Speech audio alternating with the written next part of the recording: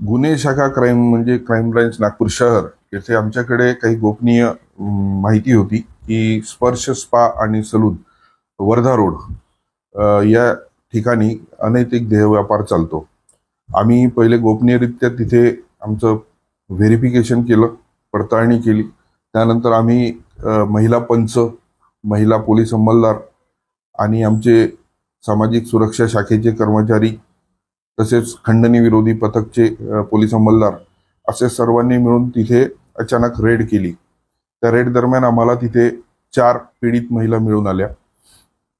तसेच काही तिथे रजिस्टर वरून कळून आलं होतं की आणि बाकीच्या गोष्टी ज्या व्हेरीफाय केल्या आम्ही पंचासमक्ष, त्याच्यावरून तिथे अनैतिक व्यापार हा चालू असल्याचे निष्पन्न झाले। त्यावरून आम्ही त्या स्पर्श स्पा सलून चालक याच्या विरुद्ध गुन्हा नोंदवण्याची कार्यवाही केलेली आहे सोनेगाव पोलीस स्टेशन येथे। तसेच त्या 4 पीडित मुलींना सुद्धा आम्ही सोनेगाव पोलीस स्टेशनच्या ताब्यात दिले। त्या 4 मुलींपैकी 2 नॉर्थ इंडियन म्हणजे उत्तर भारतीय महिला होत्या आणि 2 महाराष्ट्रीयन होत्या। यातील मुख्य आरोपी हा मनोज उर्फ राजा बांडेवार हा तेथीलच राहणार आहे, लक्ष्मी विहार वर्धा रोडचा। त्या बिल्डिंगच्या वरतीच ती कुठेतरी फ्लॅटमध्ये राहत होता आणि याच्यावर यापूर्वी सुद्धा 2 कारवाया याच पद्धतीच्या झालेल्या आहेत असं रेकॉर्डवर दिसून येते।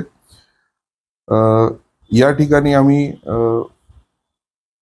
2 मोबाईल, एक सीसीटीव्हीचा त्यांचा DVR आणि एक रजिस्टर, तसेच काही जे ग्राहकांच्याकडनं घेतले गेलेले पैसे असं मिळून एकूण 35 ते 40 हजार रुपयाचा मुद्देमाल हस्तगत केलेला आहे।